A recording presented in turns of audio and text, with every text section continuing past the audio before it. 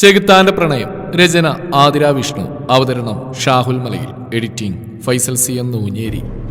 താഴെ ഒരു കാർ വന്നു നിൽക്കുന്ന ശബ്ദം കേട്ടതും അൻഷ് സ്റ്റെയർ ഇറങ്ങി താഴേക്ക് വന്നു. സമയം 11 മണി കഴിഞ്ഞിട്ടുണ്ട്. ഈ നേരത്തെ ഇതാര എന്നുള്ള ചിന്തയായിരുന്നു അവനിൽ.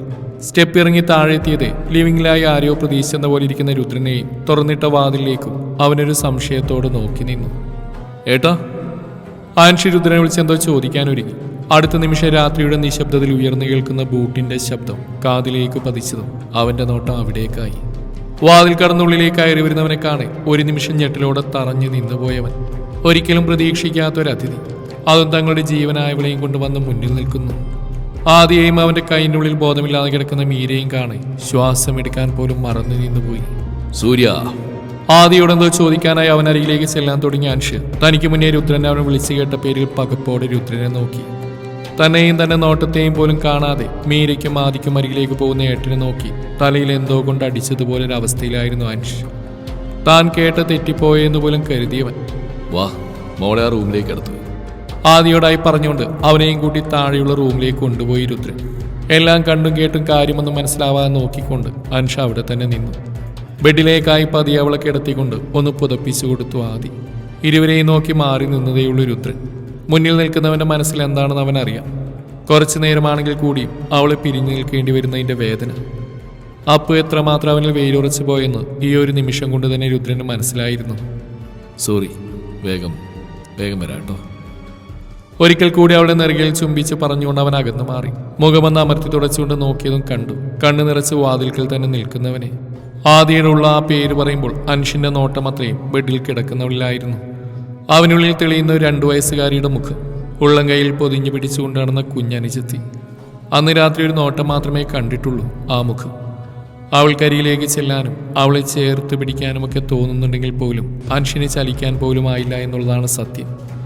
മീരയിൽ നിന്ന് അവന്റെ നോട്ടം ആദിലെത്തി നിന്നു. അൻഷിനുള്ളിൽ ഒരുപാട് ചോദ്യങ്ങൾ നിറഞ്ഞു. അതിനുള്ള ഉത്തരങ്ങൾ ഊഹിച്ചെടുക്കാൻ പോലും അവനായിരുന്നില്ല. പറയേണ്ടതും അറിയേണ്ടതും ഏറെയാണ് ഇനിയും. പുറത്തേക്ക് വാൻഷ്, അപ്പോൾ ഉറങ്ങട്ടെ. രുദ്രൻ അവനെ വിളിക്കുന്നതിനൊപ്പം തന്നെ ആദിയെയും ഒന്ന് നോക്കി. ഒരിക്കൽ കൂടി മീരയെ തിരിഞ്ഞു നോക്കിക്കൊണ്ട് ആദിയും അവർക്ക് പുറകെ ഇറങ്ങിക്കൊണ്ട് ആ വാതിൽ ചാരി. മുന്നിലിരിക്കുന്നവർക്ക് പറയാനുള്ളത് എന്താണെന്ന ചിന്തയോടെ അൻഷ അവരെ ഉറ്റുനോക്കി. ആദിയെ ആദ്യമായിട്ടാണ് അവൻ നേരിട്ട് കാണുന്നത്. രുദ്രനും ആദിയും തമ്മിൽ രൂപത്തിൽ പോലും പല സാമ്യതകളും തോന്നിപ്പോയവന്.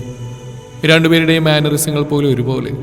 ഒരു പട്ടാളക്കാരന്റെ കണ്ണുകൊണ്ട് അവരളന്ന് തിട്ടപ്പെടുത്തുകയായിരുന്നു അൻഷ്. ആ നിമിഷം ആദിയുടെ മിഴികൾ അവനിൽ തന്നെയായിരുന്നു.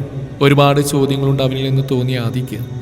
രുദ്രനാണെങ്കിൽ എന്തു പറഞ്ഞു തുടങ്ങണം, എങ്ങനെ പറഞ്ഞു തുടങ്ങണമെന്നുള്ള അവസ്ഥയിലും 3 പേർക്കുമിടയിൽ വല്ലാത്തൊരു അസുഖകരമായൊരു മൗനം തുടർന്നു പോകുന്നു ഏറെ നേരം. ഏട്ടാ പ്ലീസ് ഒന്ന് പറയാവോ? ഞാനും സത്യങ്ങളും അറിയാത്ത എന്തൊക്കെ കാര്യങ്ങളാ നിങ്ങളുടെ ഉള്ളിലുള്ളത്? എന്തൊക്കെയാണ് നിങ്ങൾ ഞങ്ങളിൽ നിന്ന് ഒളിപ്പിച്ചു വെക്കുന്നത്? ഇവൻ ആരാണ്? സൂര്യ? നമ്മുടെ സൂര്യാണോ? അപ്പൊ ആദിത്യവർമ്മ അത്? ഈ റാംസ് ഗ്രൂപ്പ് നിങ്ങൾ തമ്മിലുള്ള ബന്ധം എന്താണ്? ഏട്ടന്റെ പുറത്ത് ടാറ്റു ചെയ്തു വെച്ച ആ ഡ്രാഗൺ, അതിൻ്റെയൊക്കെ അർത്ഥം എന്താണ്? കഥയറിയാതെ ആട്ടം കണ്ടെനിക്ക് മതിയായി. നമ്മുടെ അപ്പൂനെവന്റെ കയ്യിലേൽപ്പിക്കാൻ മാത്രം എന്ത് ബന്ധമുള്ളത്? എന്ത് വിശ്വാസമാണ്? ഏറെ നേരമുള്ള മൗനം അസഹ്യമായി തോന്നിയതും അറിയാതെ പൊട്ടിത്തെറിച്ചു പോയിരുന്ന അൻഷ്. ഉള്ളിലുള്ള ചോദ്യങ്ങളൊക്കെയും ഒറ്റ ശ്വാസത്തിൽ ചോദിച്ച് തീർത്തവൻ. അവന്റെ ആ ദേഷ്യം ന്യായമാണെന്ന് അറിയുന്നതുകൊണ്ട് തന്നെ രുദ്രനും ആദ്യം പരസ്പരം ഒന്ന് നോക്കി. ഇരുവരും ദീർഘമായി ഒന്ന് വിശ്വസിച്ചു. എനിക്ക് നിന്നോട് പറയാനുള്ള കാര്യങ്ങൾ നീ വ്യക്തമായി കേൾക്കണം. അൻഷ്, ആദിത്യവർമ്മയെ ഞാൻ ആദ്യമായിട്ട് കാണുന്നത് എവിടെ വെച്ചാണെന്ന് അറിയോ? അൻഷിനെ നോക്കിയാണ് രുദ്രൻ പറഞ്ഞു തുടങ്ങിയത്. 2 വർഷങ്ങൾക്ക് മുമ്പ് അമേരിക്കയിൽ വെച്ച് നടന്ന കോമ്പറ്റീഷന് ശേഷം ഒരു ബ്രേക്ക് എടുക്കുന്നു എന്ന് പറഞ്ഞ് ഞാൻ പോയത് എനിക്ക് ഓർമ്മയില്ലേ? രുദ്രൻ ചോദിച്ചതും ഓർമ്മകളിൽ ആ ദിവസങ്ങൾ തിരഞ്ഞവൻ. ഡൽഹിയിലായിരുന്നു താൻ. മഹൽ ഗ്രൂപ്പിന്റെ അടിത്തറയിളക്കി അത് നാശത്തിലേക്ക് ഊപ്പൂത്തി തുടങ്ങിയത് കണ്ട സന്തോഷത്തിന് തിരിച്ചടി പോലെ ഒരുവൻ അതിനെ താങ്ങി നിർത്തിയ സമയം. ആദിത്യവർമ്മ എന്ന പേര് ആദ്യമായി കേൾക്കുന്ന പോലും അന്നാണ്.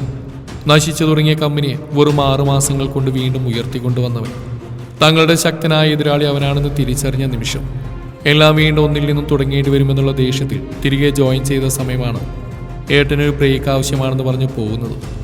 വർഷം 1 കഴിഞ്ഞിട്ടാണ് ഏട്ടൻ പിന്നെ തിരിച്ചു വരുന്നത്. മാസത്തിൽ വല്ലപ്പോഴും തേടിയെത്തുന്ന ടെക്സ്റ്റ് മെസ്സേജ് ചോദിച്ചാൽ ഏട്ടൻ്റെ മറ്റൊരു വിവരവും ഉണ്ടായിരുന്നില്ല. PAക്ക് പോലും അറിയില്ല ഏട്ടൻ പോയത് എവിടേക്കാണെന്ന്. പരമാവധി അന്വേഷിച്ചു, പക്ഷേ കണ്ടെത്താനായില്ല. ഏട്ടനെ കൂടി നഷ്ടപ്പെട്ടു പോകുമോ എന്ന് കരുതി ജീവിച്ച നാളുകൾ. ഞാൻ ആഫ്രിക്കയിലായിരുന്നു ആൻഷ്. എനിക്കൊരു ട്രീറ്റ്മെൻറ്റ്. ഒരു നിമിഷം എന്ത് പറയണമെന്നറിയാത്ത വിധ രുദ്രന്റെ ശബ്ദം നേർത്തു. അൻഷ് ഒരു ഞെട്ടലോട് അവനെ നോക്കി ഇരുന്നു പോയി. ആ ട്രീറ്റ്മെന്റ് എന്താണെന്നും എന്തിനു വേണ്ടിയായിരുന്നു എന്ന് അവനറിയാം. ആ ടാറ്റുവിന് പുറകെയുള്ള രഹസ്യം തേടി ഇറങ്ങിയപ്പോൾ തന്നെ അത് മനസ്സിലായതാണ്. പക്ഷേ രുദ്രൻ അത് ചെയ്തിട്ടുണ്ടെന്നുള്ള കാര്യം ശരിക്കും മനുഷ്യനെ ഞെട്ടിച്ചു കളഞ്ഞു. അത്രയും കഠിനമായ ട്രീറ്റ്മെൻ്റാണ്. മരണത്തെ തോൽപ്പിക്കുക എന്ന് പറയുമ്പോൾ അതിനെപ്പോലും മറികടന്നു വരേണ്ടി വരുമല്ലോ. അൻഷ്, നിന്നോട് ഞാനത് പറയാതിരുന്നത് അതറിഞ്ഞാൽ നീ സമ്മതിക്കില്ലെന്ന് എനിക്ക് ഉറപ്പുള്ളതുകൊണ്ടാണ്. ഒരു നിമിഷം അൻഷിനെ നോക്കാനാവാതെ രുദ്രൻ മുഖം തിരിച്ചു. ആദിത്യവർമ്മ ഏട്ടൻ എങ്ങനെയാണ് പരിചയം? തീർത്തും ഗൗരവമേറിയ അവന്റെ ചോദ്യം. സ്വന്തം ജീവൻ പോലും പണയം വെച്ചുള്ള രുദ്രന്റെ ആ പ്രവൃത്തി എന്തുണ്ടോ അൻഷിനെ അംഗീകരിച്ചു കൊടുക്കാനായിരുന്നില്ല. ഞങ്ങളവിടെ ഒരുമിച്ചായിരുന്നു അൻഷ്. അൻഷിന്റെ ആ ചോദ്യത്തിനുള്ള മറുപടി നൽകിയത് ആദിയായിരുന്നു. അൻഷിന്റെ നോട്ട് അവന് നേരെ ചെന്നു. അതെ, ഞാനുണ്ടായിരുന്നു ആ ട്രീറ്റ്മെന്റ് എടുക്കാൻ. നിങ്ങൾക്ക് രണ്ടുപേർക്ക് എന്താ ഭ്രാന്താണോ? ഇത്രയും ഡേഞ്ചർ ആയിട്ടുള്ളൊരു കാര്യം, സ്വന്തം ജീവൻ പോലും നഷ്ടപ്പെടാൻ സാധ്യതയുണ്ടെന്നറിയിട്ടും ഒരു സോൾജറായി നീ ഇങ്ങനെ പറയാൻ പാടില്ല അൻഷ്. That's my duty. അതുപോലെയാണ് ഇത്. ലൈഫിൽ എന്തെങ്കിലുമൊക്കെ ഇൻട്രസ്റ്റിംഗ് ആയിട്ട് വേണ്ടേ? സോ ആദിയുടെ ചുണ്ടിൽ കുറുമ്പൊളിപ്പിച്ച് വെച്ച ഒരു പുഞ്ചിരിയാണ്. ഒരു നിമിഷം അൻഷ അവനെ ഉറ്റുനോക്കി നിന്നു. ചിരിക്കുമ്പോൾ തെളിയുന്ന കവിളിലെ നുണക്കുഴി അത്രയും പ്രിയപ്പെട്ടവനെ ഓർമ്മിപ്പിക്കും പോലെ. അവന്റെ നോട്ടം കാണെ ആദിക്കും അത് മനസ്സിലായിരുന്നു. വേദനയോടൊന്ന് പുഞ്ചിരിച്ചതേയുള്ളൂ ആദി. രുദ്രന്റെ കണ്ണുമൊന്ന് നിറഞ്ഞു. നിനക്കും അപ്പൂനും കവിളിന്റെ ഡിമ്പിളുണ്ട് സൂര്യ. It's really cute. എനിക്ക് ഈ ഒരു കാര്യത്തിൽ നിന്നോട് അപ്പൂനോട് അസൂയ തോന്നും. സൂര്യയെയും അവന്റെ മടിയിൽ കിടന്ന് മയങ്ങുന്ന കുഞ്ഞ് അപ്പൂനെയും നോക്കിക്കൊണ്ടാണ് അൻഷിന്റെ പറച്ചിൽ. ഗായുമ്മയും ദേവിയമ്മയും മൂവരെയും ഒരു ചിരിയോടെ നോക്കിയിരിപ്പുണ്ട്. ഈ കള്ളിപ്പെണ്ണ് ഉറങ്ങിയോ? ഇതെന്ത് മാജിക്കാണ് എന്തോ. ഇവന്റെ ചൂടം തട്ടിയാൽ മതി, ഏത് സമയമായാലും അവൾ ഉറങ്ങും.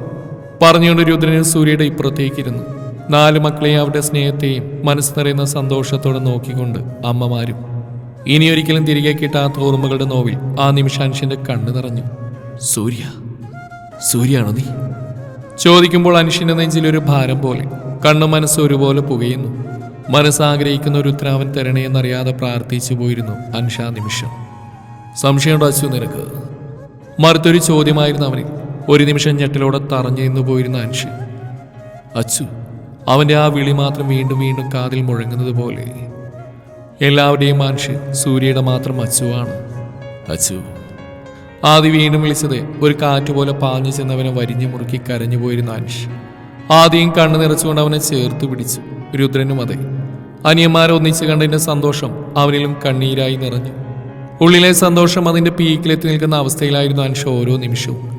ഒരിക്കലും തിരിച്ചു കിട്ടാത്ത വിധം നഷ്ടപ്പെട്ടു പോയെന്ന് കരുതിയ ജീവന്റെയും ജീവിതത്തിന്റെയും ഭാഗമായ രണ്ടുപേരെയും ഇപ്പോൾ തിരികെ കിട്ടിയിരിക്കുന്നു. ഉറക്കെ കരയാനും ചിരിക്കാനുമൊക്കെ തോന്നിപ്പോകുന്നുണ്ടായിരുന്നു അവന്. പ്രായത്തിൽ മുതിർന്നാണ് രുദ്രനും സൂര്യയെങ്കിൽ പോലും മൂവര് നല്ല സുഹൃത്തുക്കൾ കൂടി ആയിരുന്നു. രുദ്രനോട് വലിയേറ്റ റെസ്പെക്ട് രണ്ടുപേർക്കുണ്ടെങ്കിൽ പോലും സൂര്യ അൻഷ് ഒരിക്കലും ഏട്ടായെന്ന് വിളിച്ചിട്ടില്ല. പരസ്പരം തുറന്നു പറയാത്ത ഒരു രഹസ്യവും ഉണ്ടായിട്ടുമില്ല. അവന് പിരിഞ്ഞു പോവേണ്ടി വന്നപ്പോൾ അനുഭവിച്ച വേദന, തങ്ങളുടെ പാതിയായവനില്ലാതെ വിഷമിച്ച നാളുകൾ, ഒടുക്കം ആ സന്തോഷം നിറഞ്ഞ ജീവൻ തിരികെ കിട്ടുമെന്നായപ്പോൾ ഒരു ആക്സിഡന്റിന്റെ രൂപത്തിൽ അവൻ എന്നേക്കുമായി അകറ്റിക്കളഞ്ഞപ്പോൾ ചങ്ക് തകർന്നു കരഞ്ഞു പോയത്. ആ ഒരു ചിന്ത ഉള്ളിലൂടെ പാഞ്ഞു പോയതും അൻഷൊരു ഞെട്ടിലൂടെ കണ്ണുകൾ വലിച്ചൂർന്നുകൊണ്ട് അവനെ നോക്കി. സൂര്യ, നീ എങ്ങനെ ആദിത്യവർമ്മ? ഒരു നിമിഷം മുന്നിൽ നിൽക്കുന്നവനോട് എന്ത് ചോദിക്കണമെന്ന് പോലും അറിയുന്നുണ്ടായിരുന്നില്ല അൻഷിന്. ആദിയുടെ മുഖ ആ ചോദ്യത്തിൽ വലിഞ്ഞു മുറുകുന്നതും ദേഷ്യത്തോടെ മുഷ്ടിയുരുട്ടി പിടിക്കുന്നതെല്ലാം അൻഷൊരു കൗതുകത്തോടെ നോക്കി നിന്നു. അവനറിയുന്ന സൂര്യ ഇങ്ങനെയൊന്നും ആയിരുന്നില്ല. ദേഷ്യമില്ലാതെ, ആരോടും മുഖം കറുപ്പിക്കാതെ, സാത്വിക ഭാവമുള്ളവൻ. ഗായ്മയുടെ സ്വഭാവമായിരുന്നു അവനും. കൂട്ടത്തിൽ പിന്നെ വിരുദ്ധൻ ഞാൻ മാത്രമാണ്. അപ്പൊ പിന്നെ അന്നൊരു പാവകുടി തന്നെയായിരുന്നു. സൂര്യയുടെ ചൂട് കിട്ടുമ്പോൾ ഉറക്കം പിടിക്കുന്ന കിളിക്കുഞ്ഞ്. അവന്റെ കയ്യിൽ കിടക്കുന്ന അവളെ കാണാൻ ഒരു പ്രത്യേക ചേൽ തന്നെയായിരുന്നു. അമ്മയ്ക്കും അപ്പക്കും ഒക്കെ വലുതാവുമ്പോൾ അപ്പൂന് അവന് കൊടുക്കാനായിരുന്നു ഇഷ്ടം. അതും സൂര്യയോടുള്ള ഇഷ്ടം കൊണ്ടാണ്. അവനെ മകനായി തന്നെ കിട്ടാൻ വേണ്ടി, തങ്ങൾക്കിടയിലുണ്ടായിരുന്ന സ്നേഹബന്ധത്തിന് മറ്റൊരു ബന്ധം കൊണ്ട് ഒന്നുകൂടി ഉറപ്പിക്കാൻ വേണ്ടി. തങ്ങളുടെ കുഞ്ഞു പെങ്ങൾ അവന് കൊടുക്കുന്നതിൽ പരം സന്തോഷം വേറെ എന്താണ് ഞങ്ങൾക്ക്? സന്തോഷങ്ങൾ മാത്രം നിറഞ്ഞു നിന്ന ആ കാലം ഇനി ഒരിക്കലും തിരിച്ചു കിട്ടുമോ എന്ന് പോലും അറിയാത്ത നിമിഷങ്ങൾ. അമ്മയും അപ്പയും ഗായുമ്മയും ഒന്നും ഇല്ലാതെ അങ്കിളും ജയിലിൽ. അച്ചു. അവന്റെ ചിന്തകൾ ഏതു വഴിക്കൊക്കെ സഞ്ചരിച്ച് കാണുമെന്ന് അറിയുന്നതുകൊണ്ട് തന്നെ പതിയൊന്ന് വിളിച്ചതേയുള്ളൂ ആദി. നീ ചോദിച്ചില്ലേ എന്താ ഉണ്ടായതെന്ന്? ആദിത്യവർമ്മ ആരാണെന്ന്? ആദി പറഞ്ഞുകൊണ്ട് തന്നെ അൻഷിനെ നോക്കി. കഴിഞ്ഞ 2 വർഷങ്ങൾക്ക് മുമ്പ് വരെയും ഞാൻ തന്നെയായിരുന്നു അൻഷ് ആദിത്യവർമ്മ. മഹൽ ഫാമിലിയിലെ ആദ്യത്തെ പേരക്കുട്ടി, ഇന്ദ്രന്റെയും സീതയുടെയും മൂത്ത മകൻ. ഈ ഒരു ടാഗ് ആദ്യം മുതൽ എനിക്ക് തന്നെയായിരുന്നു. പൂച്ചത്തോടൊന്ന് ചിരിച്ചവൻ. 2 വർഷം മുമ്പുണ്ടായ ഒരു ഇഷ്യൂവിൽ തെറ്റുകാരനാണെന്ന് മുദ്രകുത്തി ഒറ്റപ്പെടുത്തുമ്പോൾ അന്ന് വരെ എൻ്റെ സ്വന്തമെന്ന് കരുതി ഞാൻ സ്നേഹിച്ച കുടുംബം അതൊന്നും എൻ്റെ അല്ലെന്ന് അമ്മയെന്ന് കരുതി ഞാൻ സ്നേഹിച്ചവർ തന്നെ വിളിച്ചു പറഞ്ഞു. പറഞ്ഞുകൊണ്ട് തന്നെ ആദ്യം മുഖമൊന്ന് അമർത്തി തുടച്ചു. ഞാനൊരു അനാഥനാ. മരിച്ചുപോയ സ്വന്തം മകന് പകരം ആക്സിഡന്റിൽ ഓർമ്മ നഷ്ടപ്പെട്ടു പോയി എന്നെ എടുത്തു വളർത്തിയത് അവരാണെന്ന്, എൻ്റെ അച്ഛൻ്റെ അമ്മയുടെയും സ്വഭാവ ഗുണം ഞാൻ കാണിക്കുന്നതെന്ന് ആകെ മരവിച്ച പോലെ ഒരു അവസ്ഥയിലായിരുന്നു എല്ലാം കേട്ട് കഴിഞ്ഞപ്പോൾ. അവർ പറഞ്ഞതിൽ പാതി ഞാൻ കേട്ടില്ലെന്ന് വേണം പറയാൻ. എൻ്റെ വീട്, അച്ഛൻ, അമ്മ, ബ്രദേഴ്സ് ഒന്നും എൻ്റെ അല്ലെന്ന്, ഞാൻ വൃത്തിയിട്ടവനാണെന്ന് പറയുമ്പോൾ ആദിയുടെ മുഖം വലിഞ്ഞു മുറുകി. രുദ്രൻ അവനെ സമാധാനിപ്പിക്കാനെന്ന പോലെ ചേർത്ത് പിടിച്ചു. അന്ന് അവിടുന്ന് ഇറങ്ങിയതാ ഞാൻ. ആ യാത്രയിലാണ് എൻ്റെ അപ്പുവിനെ ഞാൻ കാണുന്നത്. ആദ്യ കാഴ്ചയിൽ തന്നെ പുകയുന്നതിൻ്റെ നെഞ്ചു തണുപ്പിക്കാൻ കഴിഞ്ഞവൾ. അറിയില്ലായിരുന്നു അവൾ എൻ്റെ ആയിരുന്നു എന്ന്. എനിക്ക് വേണ്ടി ഞാൻ നെഞ്ചിലിട്ട് കൊണ്ട് നടന്നവളാണെന്ന്. അവൻ്റെ കണ്ണുകൾ നിറഞ്ഞു. ആ ഓർമ്മയിൽ നെഞ്ച് വിങ്ങിപ്പോകുന്ന പോലൊരു പ്രണയം, അത്രയും തീവ്രമായ പ്രണയം. ഇപ്പം എനിക്ക് തോന്നുന്നു അന്ന് ആ രാത്രി മരിച്ച തലക്ക് മുകളിൽ നിൽക്കുന്ന ആ 3 ആത്മാക്കളായിരിക്കും അവളെ എനിക്ക് മുമ്പിൽ തന്നെ കൊണ്ടുവന്ന് നിർത്തിയതെന്ന്. ആദ്യം പറഞ്ഞതും അൻഷൻ രുദ്രനൊന്ന് ചിരിച്ചു. ഓർമ്മയിൽ അപ്പയും അമ്മയും ഗായിമ്മയും മാത്രം നിറഞ്ഞു.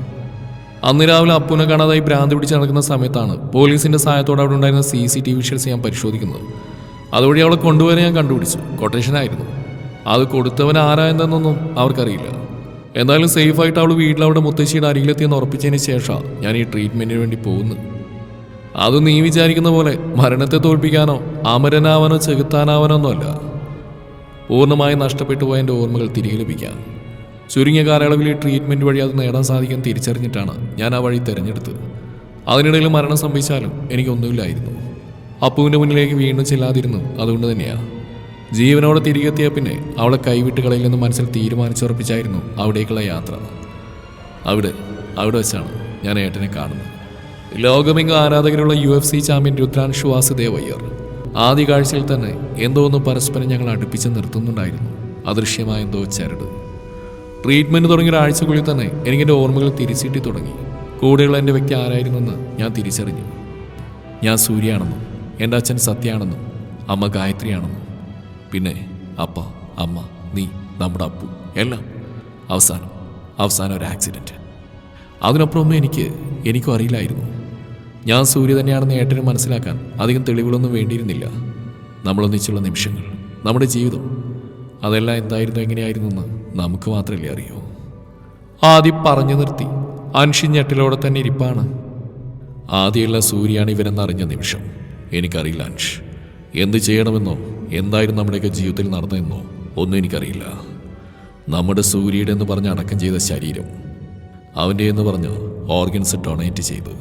അന്ന് ആ ഹോസ്പിറ്റലിൽ വെച്ച് നേഴ്സ് അങ്കിളിനോട് പറഞ്ഞ കാര്യങ്ങൾ, സൂര്യയുടെ ജീവനെടുത്തതിന് പകരം അങ്കിളില്ലാതെയാക്കിയ 4 ജീവനുകൾ, അപ്പം അന്വേഷിച്ച കേസ്, അന്ന് രാത്രി നമ്മുടെ കുടുംബത്തിന് സംഭവിച്ചത് എന്താണ്?